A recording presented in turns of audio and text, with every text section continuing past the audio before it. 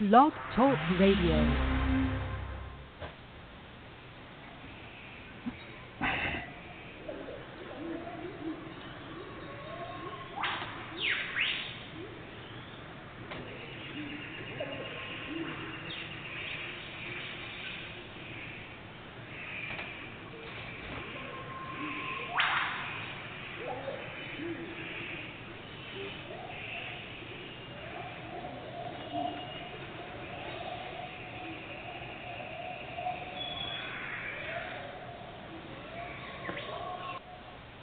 Hello everyone, I'd like to welcome all of you back to Ohio Exopolitics. I'm your host Mark Snyder. There's an interesting writing Billy has, it's called Meditation from Clear Visibility. And the subtitle is High and Highest Meditation. I thought I'd read a little bit from this just to start the show out. The true richness of the meditative basis for a positive consciousness attitude rests in the true insight and in the true knowledge, experience, and living experience that the omnipotence of one's own thoughts and feelings steers all functions and all processes of the entire life. Opposed to this stands the blind belief in an all-directing God and in calamity-averting amulets, magical talismans, cult activities, and hallowed cult shrines. Holy rituals, relics, consecrated shrines hallowed by holy water, holy hosts, and wines, etc. Knowledge is in its essence wisdom and positive neutral might. Belief, by contrast, is a lack of understanding and a phenomena of a thought, feeling-based as well as a psychic consciousness-based, misdirected mechanisms without cognizance with regards to the creational, spiritual, and creational natural laws and recommendations. Billy goes on to explain and introduce these 77 meditative sentences that he says here, the meditative thoughts and feelings are thereby cultivated again and again by thinking or muttering several times daily, 3 to 4 times, a specific sentence for about 5 minutes, practicing consciousness, attentiveness to that which is spoken.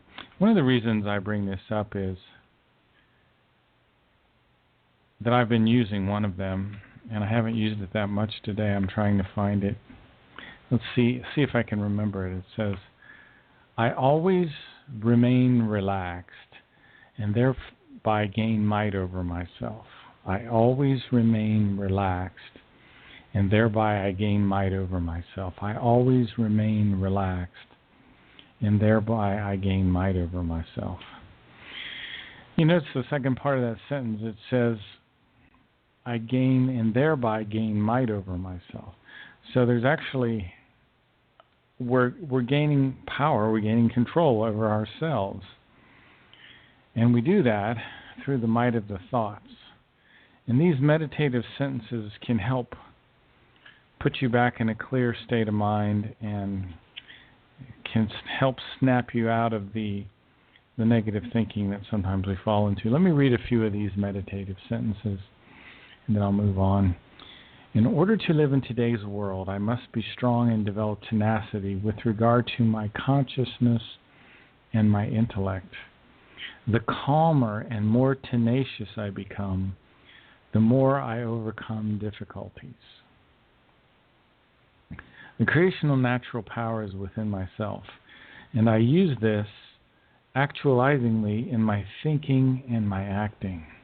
In my consciousness attitude, I change myself to the positive and utilize my creational natural power in me for this. I am strong within myself and I change my mental self-image to the positive. Everything is achievable for me and I master whatever I wish to accomplish. Anyway, these are the 77 meditative sentences. The writing is called Meditation from Clear Visibility, and I don't have the URL where you guys can find this. I'll have to get that in the future. Now, as you know probably by now, that Edward Albert Meyer is a one-armed farmer from Switzerland. He's about 78 years old. He lives now in a tiny mountain village called Hinterschmid-Rüti, which is about 52 minutes east of Zurich. He has written over 40 books, and he's written over 600 booklets. And these booklets describe his contacts with extraterrestrial humans. And these human beings do not live on our Earth. They're extraterrestrial, and for years they've been called the Pleiadians, but they're not really from our Pleiades. The Pleiades has young blue suns that will never support life, not complex life anyway. And these extraterrestrials live in a star system about 80 light years beyond our Pleiades in a different space-time configuration. They live on a planet called Era. And they migrated to Era about 230,000 years ago from the Lyra Vega system. And they migrated there under the command of an individual called Asael, who was a king of wisdom, who had 200 leaders and sub-leaders with him. And they brought some thousands of people into this star system, and they terraformed about 3 planets there, one of which is very much like our Earth now. It's called Era. It has a similar biology. In fact, in our very ancient past, they brought plants and animals from Earth to Era. Now, the people on Era call themselves the Plejaren. They have visited the Earth, and they had bases on the Earth. In 1995, the Plejaren left the Earth, and they didn't tell us why. And that's when they revealed their true identity. Up until that time, the Plejaren had bases in Switzerland, one of which was about 300 years old. And there were other extraterrestrial humans on the Earth that had bases in North America, in Asia. And there was a very interesting base in Mount Shasta and also in Mount Mammoth. And that base was for a people that called themselves the Hyperboreans. And the Hyperboreans really originated in the North Polar regions, but that was hundreds of thousands of years ago. The Hyperboreans were on the Earth some 180,000 years. Now, if we switch gears back to the time of Atlantis and Lemuria just briefly, which was about 150,000 years ago, or excuse me, about 130,000 years ago, the extraterrestrials which came to the Earth and started building Atlantis and Lemuria wanted peace, and there was 2 groups. There was a group that followed a man named Atlant, and they built Atlantis, which was an island continent between South America and Europe, let's say, in that particular area. And another group followed a man named Muras, and they built the city of Mu. And these 2 cities lived in peace and happiness for quite some time. And other people came here. A group from Beta Centauri came to the Earth under the leadership of Eris the Barbarian, who was the one that attacked Hyperborea. And the Hyperboreans had to flee, and they went into Mount Shasta, about 700 of them, and they kind of hid there, and they made a little city. And some of them went to in areas near the Aleutian Islands in Alaska. But occasionally you'll see these golden-colored spacecraft leaving, I think it's the eastern slope of Mount Shasta. And they also have crafts that come in at times. However, I think in 1995 the Hyperboreans left as well. I don't know what this event that's going to happen in our future is. I don't know if it's already happened, but really most of the extraterrestrial humans have left. The Hyperboreans, though, were very interesting. They were blonde-haired people. They pretty much stayed to themselves. Occasionally they would go down into the villages near Mount Shasta and interact with humans. A lot of times they had their own kind of beam weapons with them, and if they had to stun an Earth human for some reason, they would do that, but typically they were very peaceful people. One thing that's interesting about these Hyperboreans is they had their own king of wisdom, an Ishwish by the name of Zebulon, who commissioned Noah to build the ark. Now, this occurred 100,000 years ago, according to Meyer information. And Noah was actually called Noah-Kadnesser. And he got all of his information from this extraterrestrial human who was related to these Hyperboreans.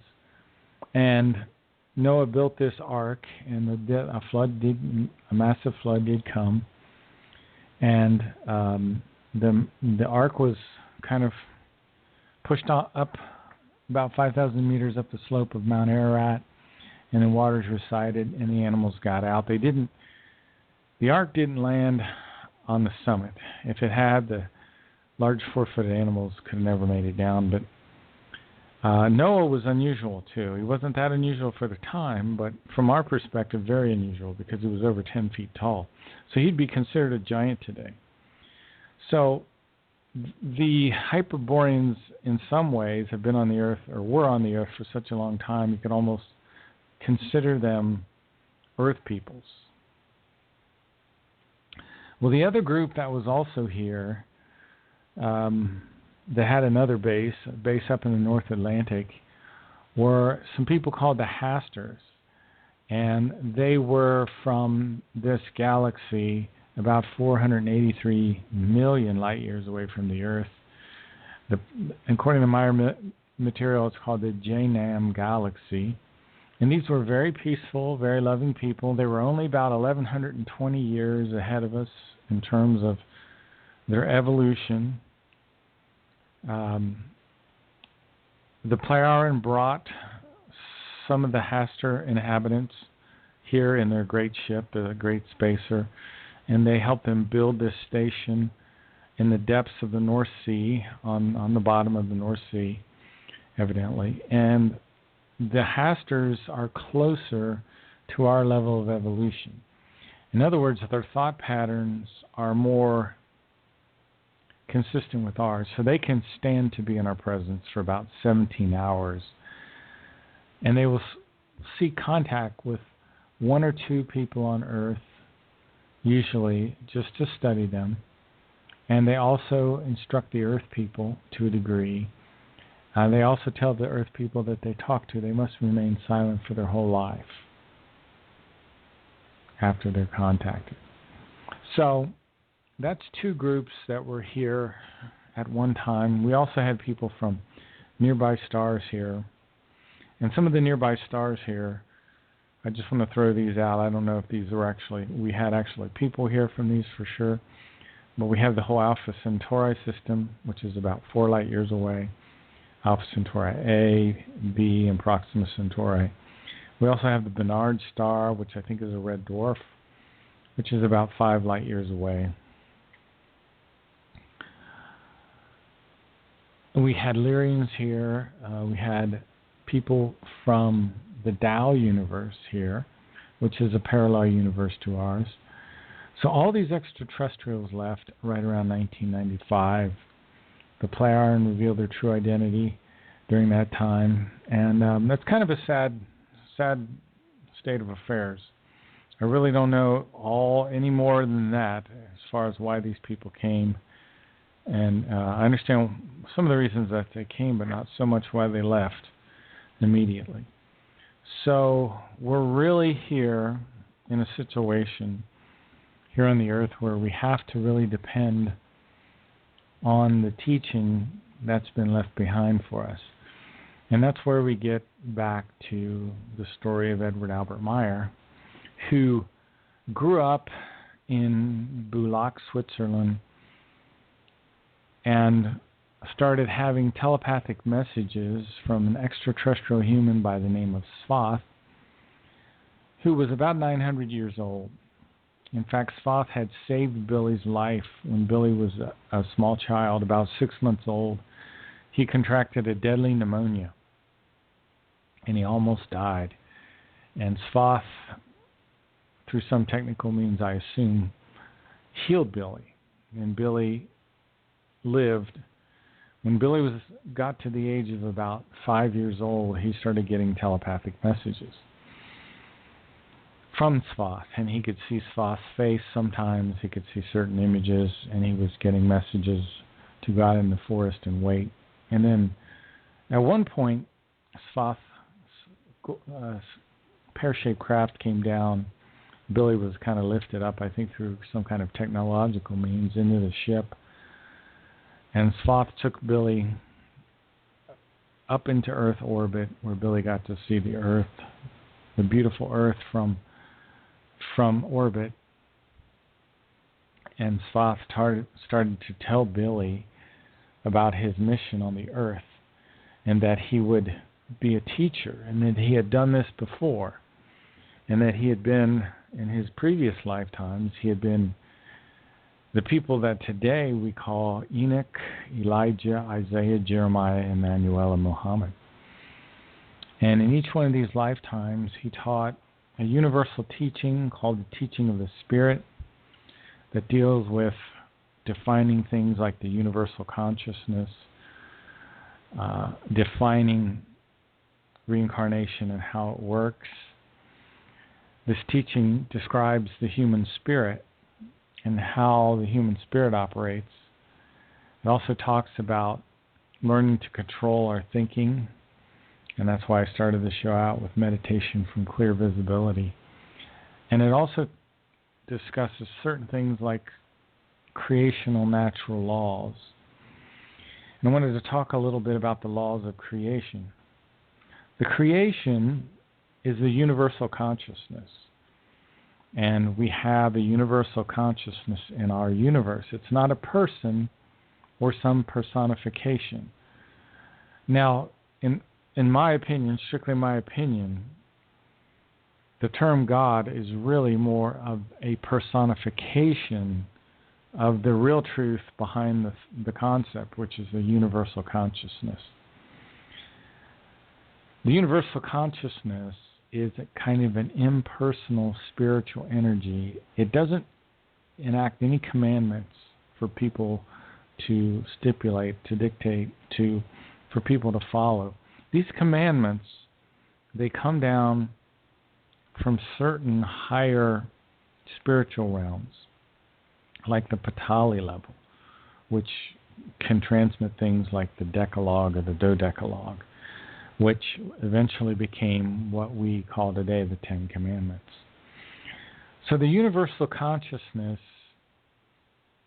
is what's called in the Meyer material, in the German, the Wesenheiten. And the Wesenheiten doesn't really so much control its own evolution. The creational universal consciousness evolves according to this predetermined set of plans. And it's really neither good nor evil. It is neutral. It's harmoniously balanced. But it radiates love. And the Meyer information explains it this way, that the incredible splendor of nature is the visible expression of the love of creation. And creation radiates love. And love is the highest principle in all creation. And everything follows that principle in absolute logic. Every tiny plant and every tiny animal fulfills its purpose in love. Love will continually be the purpose for our existence. Plants, animals, bushes, trees, everything that crawls and flies on the earth is a life form with a spirit form. And these spirit forms, they live many, many lifetimes. And these creatures are connected by psychic vibrations. And if you go into the forest, you can watch the birds as they move in unison. You can listen to the crickets and the cicadas talk with each other. And all of creation works as an integrated whole. It's an indissoluble web of life out there. And the death is just the passage into the realm of pure spirit. So we all have the human spirit. And a human spirit never dies. It cannot be harmed by anything in the material world. And we have a spiritual consciousness as well as a material consciousness. The spiritual consciousness does not cease to exist. It never dies. And it never sleeps. It records everything that we do. It will tell you if your thinking is right or wrong if you've learned to pay attention to it. The human spirit comes into the midbrain of the child at 21 days after the sperm fertilizes the egg. This area in the brain is called the superior colliculus. It controls our thought processes. It controls the gaze, the looking. Now, our spiritual consciousness does have its own thoughts and feelings, as does the material consciousness. What directs the thoughts and the feelings of the spiritual consciousness is something called the Gemut. And there's also a universal Gemut in the universal consciousness. The spiritual consciousness only operates in a neutral positive manner. It doesn't respond to any thoughts that are not neutral positive. It doesn't have any of its own thoughts that aren't neutral positive. It impulses the material consciousness. And it also sends what are called the swinging waves to the psyche. Your psyche controls the thoughts and the feelings of the material consciousness. The material consciousness is what dies. The material consciousness, every reincarnation, is recreated. Deep within your subconscious is the memory of your predecessor personalities. So that new child in its next reincarnation will benefit to a certain extent from the wisdom of its predecessor personalities. And that's why it's so important to learn and expand and evolve your consciousness with each lifetime. So, one of the laws of creation is the law of reincarnation, because our spirit forms live many, many lives. One of the other laws of creation is striving, and that all creatures, striving is the fundamental law of all evolution. Without striving, there is no life. And animals strive, they have to work. We all have to work. And your happiness is related to your striving.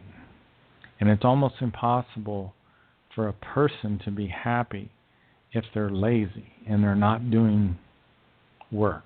You should be striving to evolve yourself in every way that you possibly can. Of course, we need rest at times, but striving is a fundamental law of evolution.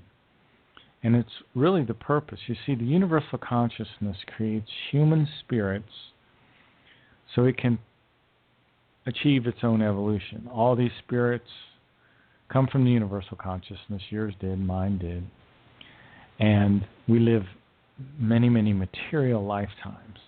According to the book The Psyche, about 42 million years we will reincarnate into a purely physical body. And I want to go back and talk a little bit about this purely spiritual process of the Gemut again. And again, the Gemut does not belong to the physical body. Neither does what I'm talking about, the Empfinden. The Empfinden only receives the swinging waves, which are of a purely spiritual nature, and thus, in a spiritual sense, neutral positive. The Empfindungen can solely and exclusively occur in the spiritual realm. And there's a person is called a sensitivat when she or he is capable of sensing the fine spiritual perception, the Empfinden, and they can receive the swinging waves. So it's when you have the ability of a fine spiritual perception. And when I was talking about nature, Billy's writing called The Goblet of Truth, where he says what the truth knows to say. Rivers, stones, plants, trees, bushes, trees, everything which crawls and flies on the earth is a life form with a spirit form. And these spirit forms live many, many lifetimes. And all of these creatures are aware of each other. And that's where they starts to talk about these swinging waves. But we reincarnate for about 42 million years into a completely physical body. And then we switch to the fifth stage of our evolution, where we become half physical and half spiritual. And at that point, there's a fundamental change, because we no longer have the need for a physical body anymore. But that's way down the line before we get there. Typically, the normal Earth human is 4 to 5 million years old in terms of their evolution. Homo sapiens first started to develop from primates on the Earth about 9 to 12 million years ago. About 4 to 5 million years ago, the naturally evolving Earth human became completely human. And at that point, I assume, is when the human spirit would reincarnate into early Homo sapien. Fundamentally, in many ways, different than other spirit forms of the animals and plants. Now, there are older Earth humans on the Earth that have been here 8 to 12 million years. They're spirit forms. And they came here on ships, and they would include people that died during the time of Atlantis and Lemuria, and at least 2 civilizations that went farther back than that. So life here on the Earth is pretty ancient, although our anthropologists and scientists haven't yet understood and recognized that yet. Because we are living in what's called the third millennium. And the third millennium is a time of confusion and maliciousness that has spread over the earth because we no longer understand what the creation is. We don't understand these creational natural laws, the fundamental law, which is love, the second law, which is striving. And one of the things that has happened in the third millennium is mass migrations of people, which is threatening mankind. And the prophets in the Nokodemean line, named Jeremiah and Elijah, forecast the time we're living in now. And it talked about this time that we're facing. Let me read a little something here. It says, fundamentally, the worldwide overpopulation is the cardinal cause for this, because for more and more human beings in the world, there are less and less living space, food, healthy air, drinking water, jobs, housing, recreation areas, healthy nature. And let me emphasize healthy nature, because healthy nature is so important to the psyche, to the mindset, to the thought pattern of human beings. Living in an urban environment takes a terrible toll on the human being, and the overcrowded and the constant noise and no interaction with nature. Because, our forests they moderate our weather because they absorb excess water, they provide shade, they slow the wind down. They do so many things that we don't understand. But unfortunately, what we keep doing is increasing our population and destroying our forests around the world. And the forests sustain life. But we continue to cut the trees down to make room for agricultural land to feed these people. And the global overpopulation, it brings greenhouse effect, too much carbon dioxide. We have the terrible chemtrails from the planes now, and who knows if they're spraying or not, or this is just purely some strange effect that's occurred in our skies because of who knows what conditions that exist now. The Goblet of Truth talks about this mass migration of people and the overpopulation that we're facing. Through your self-acquired characteristic of constantly concentrating solely on the material, you human beings of Earth have effectively made yourselves master of the coarse substantial world. I want to talk a little bit about our concentration on the material. And this is quite unfortunate because the meaning of life comes from the spiritual. Your spirit form is the real you. That's the you that has lived many, many, many lifetimes, millions of lifetimes. Your deepest knowing and understanding comes from your spirit form. The truth, when you determine the truth for yourself, it comes from the innermost thinking, the innermost feelings, and the innermost contemplations. Today, we do not evaluate the truth in that manner. We look totally on the physical, and we set aside the deepest intuitions of the human spirit, and we put our blinders on when we do that.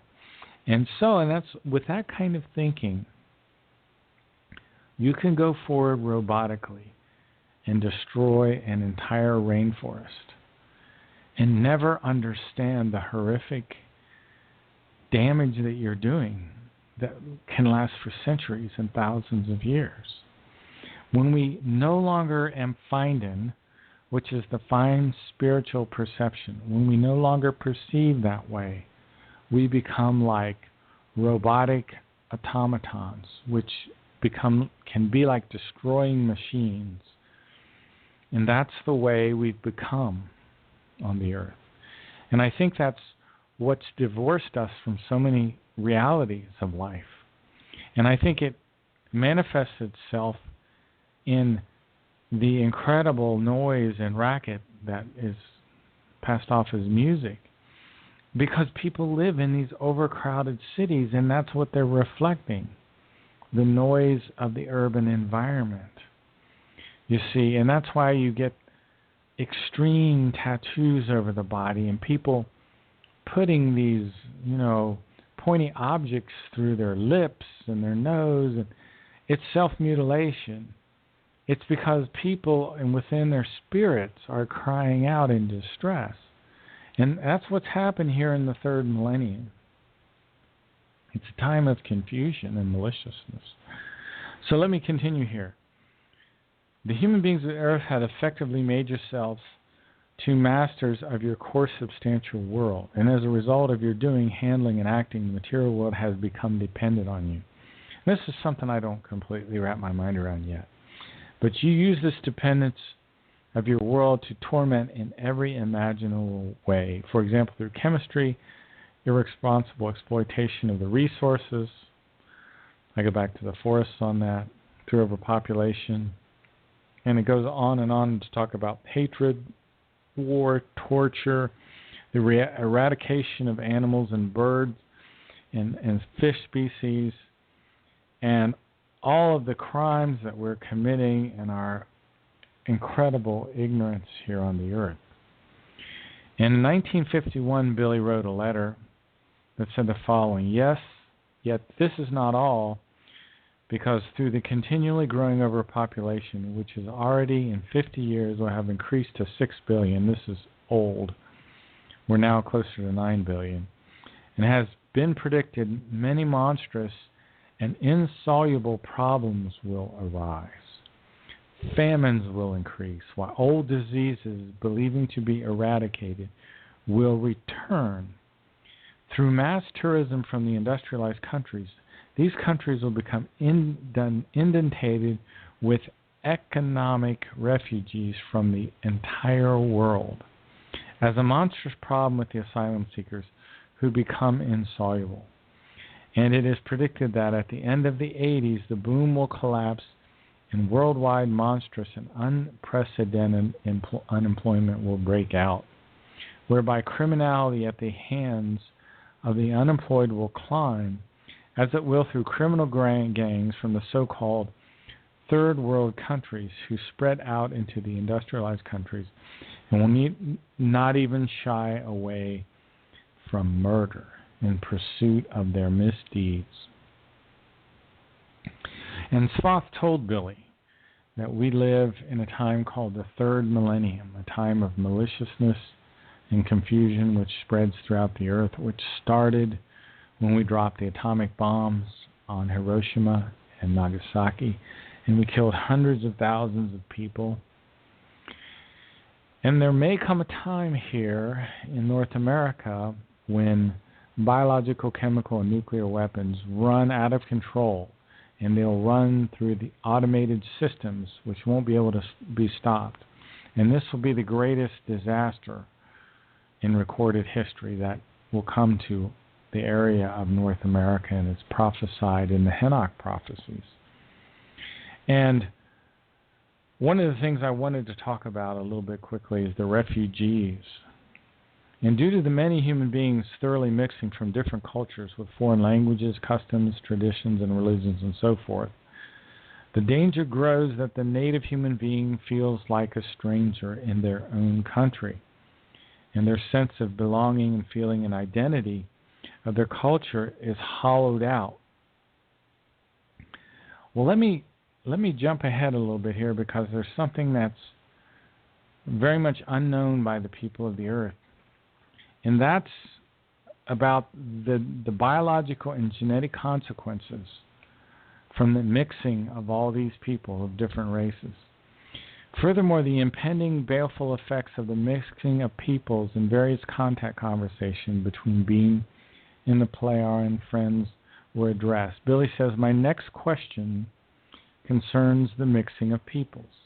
You and Quetzal, as well as Semyase, all of you had previously explained this to me, that the mixing of peoples in great amounts, as they, for example, come about through the war and asylum seekers and the whole migrations or partial migrations of people, as well as the great immigrations and so forth, brings extremely great danger for the existence of humankind, namely due to the widely mixing of bloods and genetic influences, and as a result of which the human being would become soft and unable to cope with life, becoming susceptible to disease.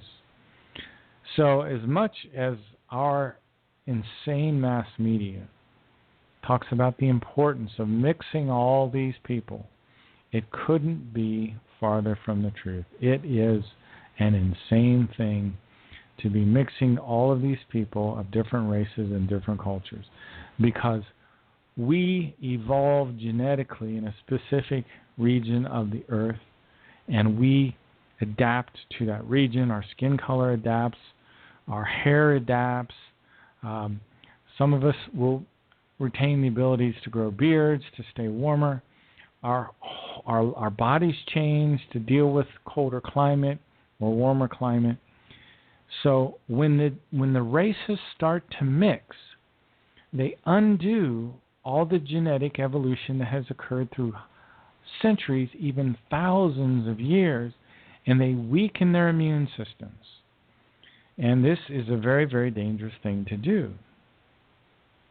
Let me continue here. As a result of which, the human being will become soft and unable to cope with life, as well as becoming susceptible to disease. And as a result, as you have explained, over time the world would emerge with such degenerative changes in human beings, so that some in different peoples or tribes would become extinct. For this, I just wanted to ask if I interpreted that correctly. And Ptah says, your explanation responds to the rightness. Mixing of the peoples, always and everywhere, signifies a major threat to the continued existence of humankind. All things considered, different kinds of people, to a great extent, should and must not mix amongst one another. That is to say, with each other, because a degeneration inevitably appears, and the human being gets pushed to the edge of their life uncapability. Anyway, it's a tremendous thing. We are an insane society rushing headlong to our own destruction, and only a mass change of consciousness can save us from the inevitable disasters that are approaching our world. But we don't have to experience these. If we begin to learn some of these creational natural laws that I've been talking about, and one of these important creational natural laws is reincarnation, and understanding that you will be coming back to this world to deal with these problems in a future lifetime, when these problems have become even worse. So it's time for a wake-up call for all the people of the earth, because nature works by a balance, and we have to maintain this balance among all different species, among all different plants and animals. And one of the most important things to maintaining a balance is maintaining the balance of your own thoughts. Because as these difficult circumstances continue to evolve, one of the things you're going to have to do is remain relaxed. And that's why I talked about this sentence from the 77 Meditations. I always remain relaxed and thereby gain might over myself. And this is, when first reading this, it is not naturally clear what it means, or at least we think it is. But is that really true? This sentence needs to be thought about intensively, because the key here is regaining might over myself. I'm gaining might over myself. And how do I do that? By always remaining relaxed, for one thing, but by understanding the incredible power of your own thoughts. Because you are the master of your own destiny. The incredible power of your own thinking will produce in you good feelings. And good feelings, Gefühle in the German, which are feelings which come out of the thoughts, fuel good habits. And good habits lead to good circumstances in your life. And out of the consciousness grow the circumstances of your life. Out of your own thoughts come the circumstances of your life. And you have a creational power which rises up out of your own thoughts. And your thinking is of such immense power that if your thinking is neutral balanced, it will continually bring into creation everything that you desire in your life. But the problem is the human being continually thinks unconsciously, and our unconscious thoughts start to bring things into our life that we don't even want. And we continue to have unconscious thoughts, which we don't even want. And we have wrong hopes and wrong desires for things which will only bring us misery. And people cultivate their addictions, and they cultivate the wrong thinking. But we need to learn to steer the good, neutral, positive thoughts, which generate the neutral positive circumstances in your life. You are the master of your own destiny. Your thoughts are such a monstrous power that they will continually bring into existence everything that you desire. If they're neutral positive, if your thinking and your knowledge is correct. Your thoughts go out into the universe, and they go way out there, and they eventually come back to you. And if they're a good neutral positive thought, they'll come back a good neutral positive thought. But if they're a little off the midline in terms of the polarity, if they're a little too positive, they'll come back to you more negative. If they're a little too negative, they'll come back to you more positive. So the universal consciousness is continually pushing us back into this harmonious balance. And you should ask yourself 3 things every day. Have I harmonized my own personality today?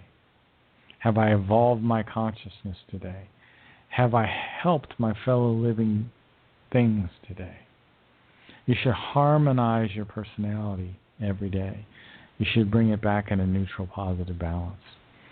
Because you are the master of your own life. You're the master of your own destiny. And it's the good, neutral, positive thoughts that bring balance and peace into your life. And it's important for us to learn the responsibility of self-awareness and of constantly looking at and evaluating your own thoughts and to determine if they're neutral positive or if they're not neutral positive. Now, I meant for this to be a little bit more of an overview of the Billy Meier information, so I'm going to get back to my overview. I talked about Billy's first contacts with Sfath, which occurred beginning in about 1945, and Sfath was a very important mentor for Billy. But when Billy was about 16 years old, he was told that he would get his next extraterrestrial mentor, which is a woman named Asket, who brought a robotic ship to Switzerland, which landed on top of a hill. And Billy walked up the hill, cold evening in Switzerland, and was pulled into the ship, which darted off for a great distance over to Jordan, and the ship became invisible and Billy became invisible and eventually got out of the ship in Jordan. And Billy had to wait for Asket to show up for quite some time. Eventually, her ship landed pretty quickly, but it took her about half an hour to get out of the ship. And I wanted to read a little bit that some of the things that Asket told Billy in one of their first meetings. She said, "The creation is the foundation of life and of being. We fulfill our mission in the strength of creation, which has not only cosmic but universal significance, because creation is life and creation is being.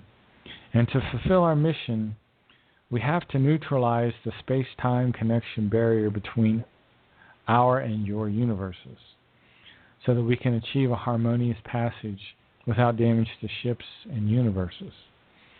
Because our home world lies in the Tao universe, in the Akon system, in a system foreign to you, Earth humans, of a universe just as foreign to you, of which several surround the universe known to you on the 7th outer belt."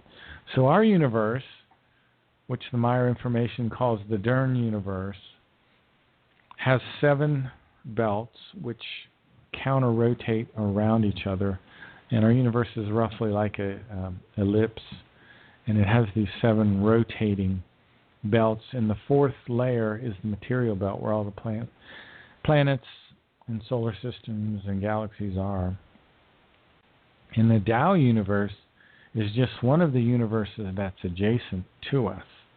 And Asket's people, known as the Timmers, have a technology which allows them to neutralize the space-time connection barrier between the universe, and they can get this harmonious passage between the two universes.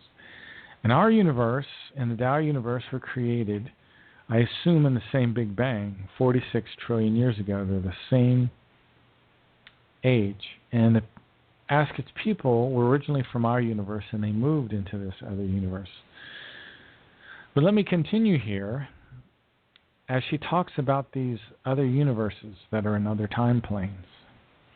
Many of these universes lie in other time planes, and in you, for you, expanses of utter foreignness. Our universe is a parallel sister universe to ours. The Tao universe is parallel to ours. It's a sister universe, a twin universe. And calculated according to your concepts, it lies in a similar plane. The difference between your time and ours is only very slight. Now, the Meyer material talks about these different time-space configurations. The Pleiaren are in a different time-space configuration. I started the show out talking about the planet era. So there's not only hundreds of billions of stars in our galaxy, but some of these star systems are in different time planes. She continues here. The reason for our coming into this, your Dern universe, lies in earlier times that are calculated in several centuries, and indeed in the urge to explore, and in a fulfillment of an obligation of our race, who in earlier times came from your DERN universe. Made possible through technical developments, an ancient universe barrier was opened again between our universe and your universe that guaranteed us entrance into your time, after which the knowledge about it, lost many thousands of years ago, was worked out again. Since then, we again explored the expanses of your universe, and several centuries ago discovered this solar system, and there within this world, whose inhabitants show a very old connection with the Pleiadians, or the Pleiaren, as you name them for certain reasons, and in which also are involved, also in the form that which pertains to the mission. To be precise, the centuries, by your time reckoning, line up to 33, during which we were able to travel and explore your universe. Through our incessant explorations, we again found this world as well as our original homeland, and the very distant descendants of those who, from the earliest time, were the responsible ones who were relevant to the human life of this world, because a portion of the humans of the earth were not born here. Remember me talking about that certain human beings here have older spirit forms. They're 8 to 12 million years old, where a typical earth human has a spirit form about 4 to 5 million years old. That is the case, and Asket explains this in more detail. She says, many are descendants of those who came out of the expanse of outer space, and indeed from the space that you name Lyra and Vega, with the eye of God, the Ring Nebula. The Ring Nebula was created by one of these kings of wisdom when he just, my understanding is that he destroyed a star, and they call it JHWH Mata, the eye of God, which is for them a symbol of what human beings can do in destructive power when they're, as they put it, out of control of the good human nature, Asket. And she continues, in those territories, namely the real and ultimate goal, the original homeland of the later terrestrial races. Certainly today, the actual direct descendants of the terrestrial forefathers no longer populate the territory. In spaces and systems around the Ring Nebula and the Vega and Lyra heavenly bodies, in a space-time shifted configuration. These people were also in a different space-time configuration, the Lyrians. And she goes on to talk about the Pleiaren that live, in another space-time configuration beyond the Pleiades. And it says that they are distant descendants of your actual original forefathers. So, Asket goes on and on here. It's a very, very interesting discussion between Billy and Asket. This is Asket's explanations number 1, which has a lot of information about our future and information about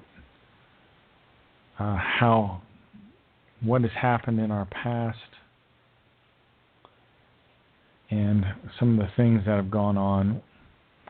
Billy took a first trip with Asket far below the Giza Plateau, where he saw an extraterrestrial group called the Giza Intelligences, which had a whole lot to do with